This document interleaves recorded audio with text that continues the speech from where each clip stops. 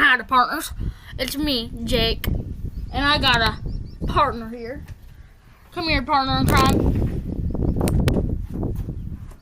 Howdy, guys. I have a hat too, but I am also bald. I couldn't bring my gas mask. You may know me. Actually, you probably don't know me. I am the Gray King of War. I'm not looking at the freaking camera. Come on. Right here. One. Right here. One. Okay. And today we're going to be watching something about IKEA. Yeah, today we are watching SCP-3008-1. IKEA, my favorite place to shop. Yas. And my favorite place to be trapped and shop at the same time. Okay, Get into it. Let's go.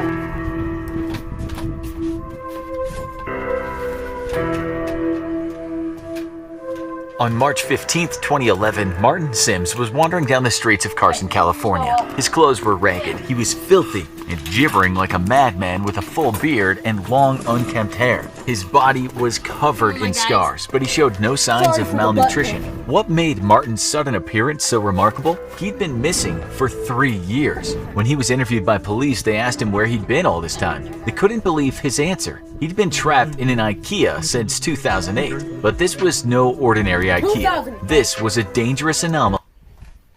2008? Really? Before I was born? Yeah. Bruh. Do you guys have to put everything in like 1972? Can you agree, Jacob? Yes. Okay, let's continue. That would come to be known as SCP-3008. Martin's strange answers in his interview were laughed off by his interviewing officers, who assumed he was either crazy or under the influence of something. But they caught the attention of an SCP Foundation field agent embedded in the precinct. The report was passed up the chain to a local site director, who approved a detachment of Foundation field operatives to look into Martin's case. While he was He kind of looks like that Jurassic Park guy. Yeah, Put him up on the screen if you can edit it in. Kind of like that Jurassic Park guy that's a billionaire.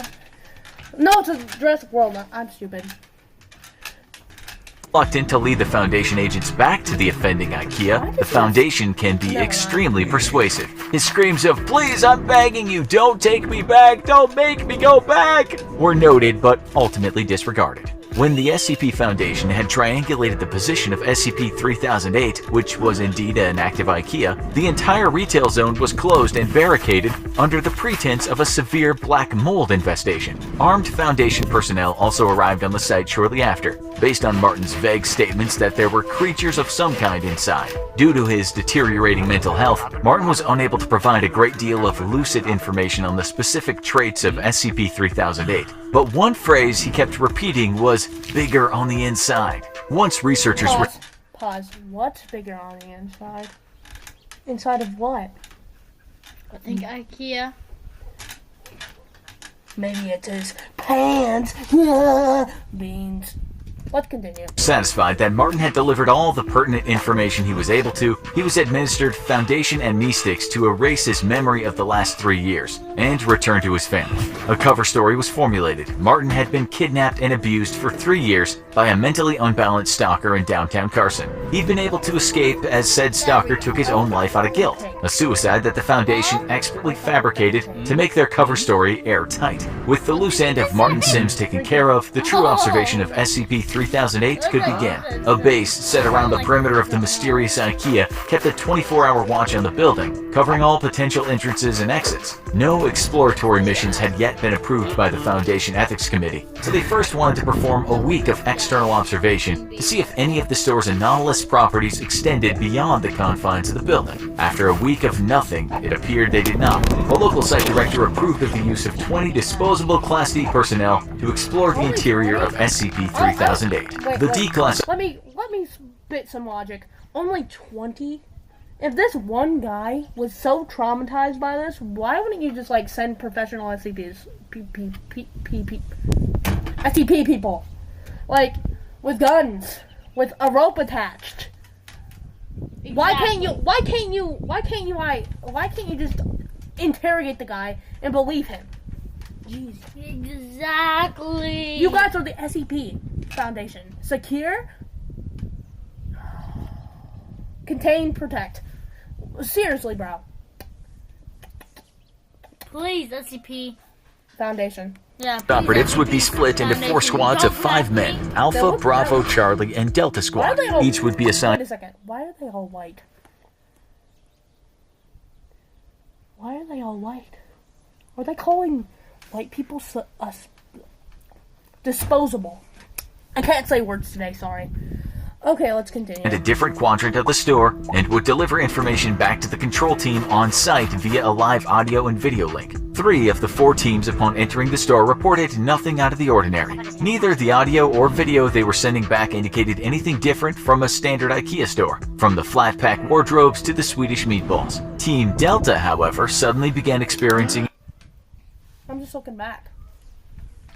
I'm just looking back. What was the issue? No. Swedish meatballs. Back up. What? Back up. Oh my. I'm letting my dog out.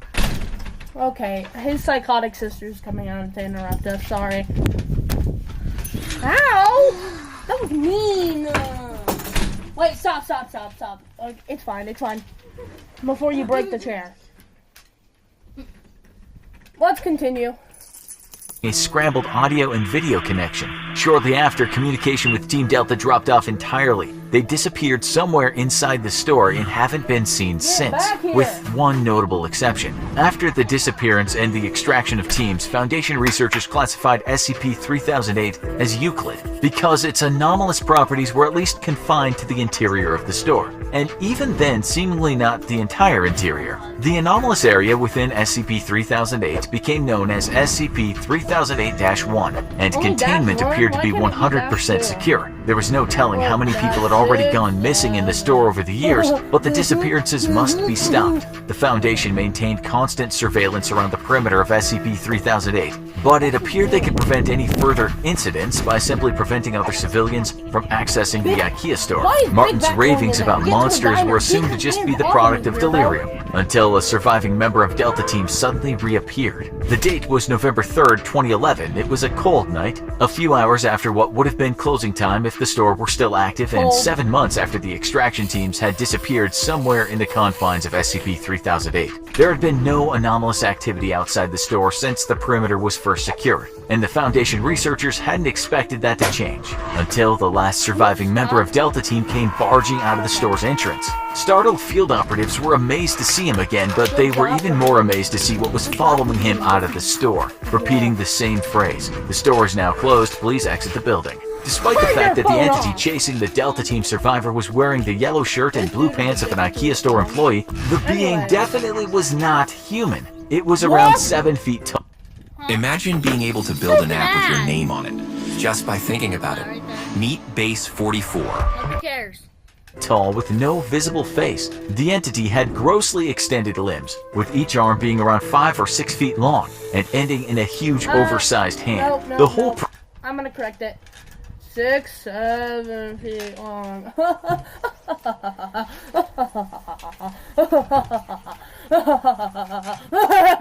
I'm going insane.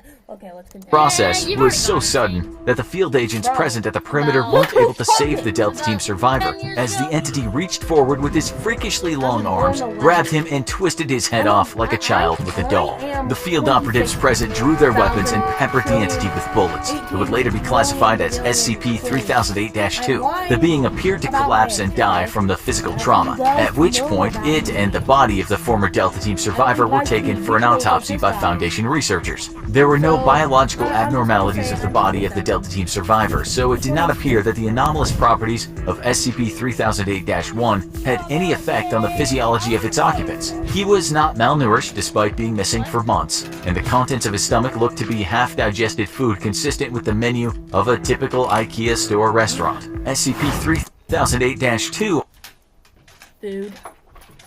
Yes. What am I doing? Frickin' hat. on the other hand, raised a number of perplexing biological questions. The autopsy revealed that the creature's clothes were actually part of its body, like an additional layer of skin. The creature lacked blood or any kind of vascular system. Even stranger, the entity didn't appear to have bones or internal organs. You know what we could have done? What? We could have went and sat on my picnic table. I don't care. Not even a brain or nervous system. It was a being made entirely of skin all the way to its core. How it was able to move, or even live for that matter, remains a mystery. Though when you work for the SCP Foundation, you learn to accept that some things will always remain unexplained. One thing was certain though, Martin Sims was right about his monsters. After the incident with Delta Team, the Foundation deemed that sending manned explorations into the heart of SCP-3008 was too much of a liability, and planned a series of drone-based reconnaissance missions into the anomaly. The first of these drones experienced connection issues and failed when attempting to venture into the IKEA's anomalous zone. However, after a lengthy period of trial and error, the Foundation was able to establish a more secure connection with its drones, even when deep into the SCP-3008-1 anomalous zone. It was only then that some of the most extraordinary discoveries were made. SCP-3008-1 seemed to break the laws of spatial reality, as the area— No! What? No way! SCP 3008. 3008 breaks the laws of physics. Oh my gosh! Oh my gosh! Yep. I'm assuming these guys know nothing about SCPs. Fat.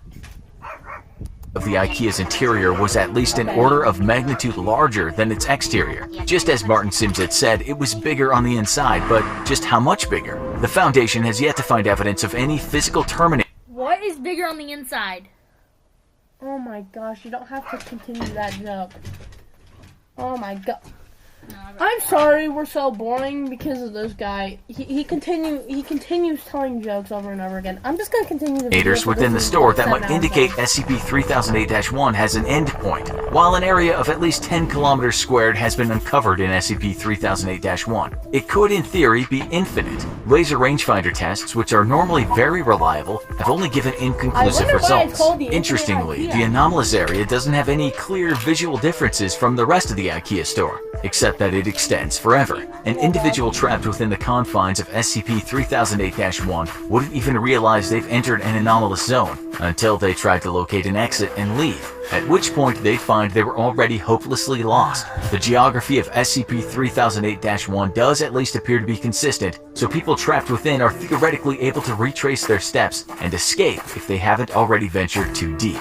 According to data collected during the drone reconnaissance missions, SCP-3008-2, of which there appear to be a vast population, would wander the stores aimlessly during the day. They are unresponsive to the drone's presence and did not appear to be aggressive. While the physical descriptions of these creatures could vary slightly, they all follow the same overall trend. Clothes can So they can be fat.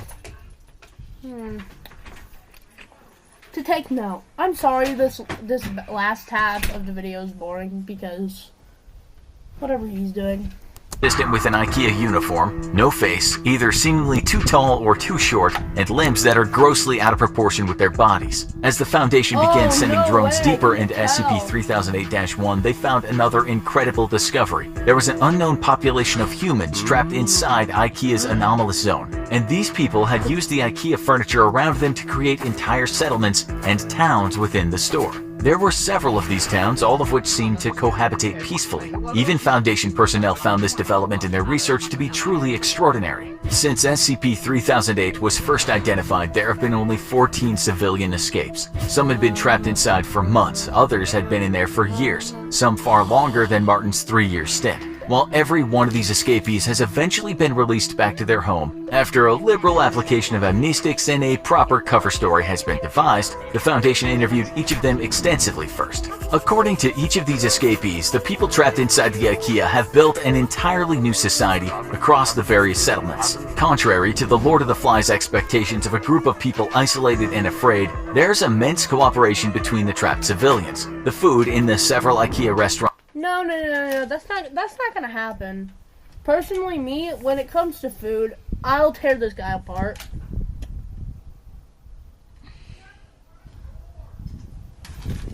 I gotta shut the front door.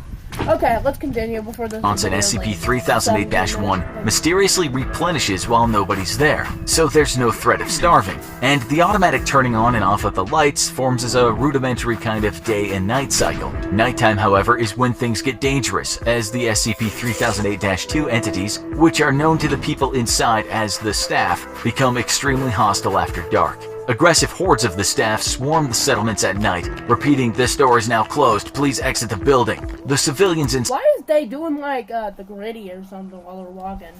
I wouldn't personally do the gritty. I'd just do like I'll show you. I'll do the normal walk, like, see guys, the normal walk, like this. I am placing blocks and stuff, cause I'm a freaking Minecraft. Blocks. I'm just gonna continue.